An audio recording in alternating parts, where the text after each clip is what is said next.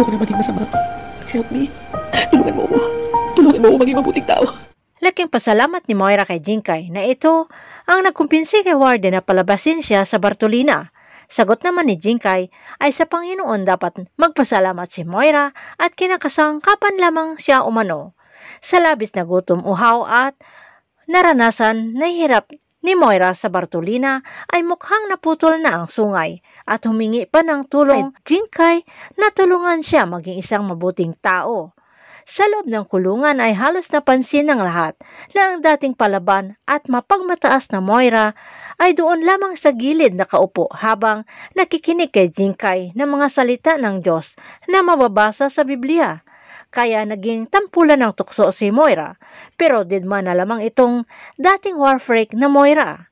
Samantala niyaya ni Giselle si Annalyn na pumunta ng kulungan at pinapatawag sila ni Moira para humingi umano ng tawad. Sa pagharap nila Giselle, Moira at Annalyn ay umiiyak itong si Moira na humihingi ng kapatawaran na handang lumuhod at halikan ang mga paa ni Giselle. Pero dahil sa paulit-ulit ng ginawa ni Moira ang mga kasalanan, pati ang pagluhod noon kay Lynette ay nagawa na ay hindi siya pinatawad ni Giselle na isang acting lamang umano ang ginagawa ni Moira. Sinabi rin ni Giselle na patawarin niya si Moira kapag sinabi niya kung sino ang kasabwat at galamay niya sa labas ng kulungan.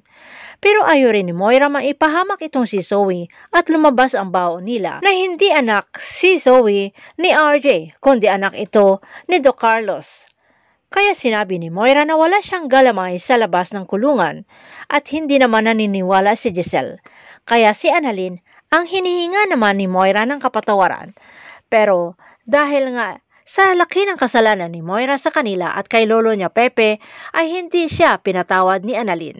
At sa pag-uusap ni Giselle at Annalyn ay nalilito itong si Annalyn na ramdam ang sinseridad ni Moira sa paghingi ng tawad. Magbago na kaya ng tuluyan itong si Moira o nalipasan lamang ng gutom sa Bartolina kaya bumait panandalian? Abangan na lang natin ang susunod na episode dito sa Abot Kamay na Pangarap.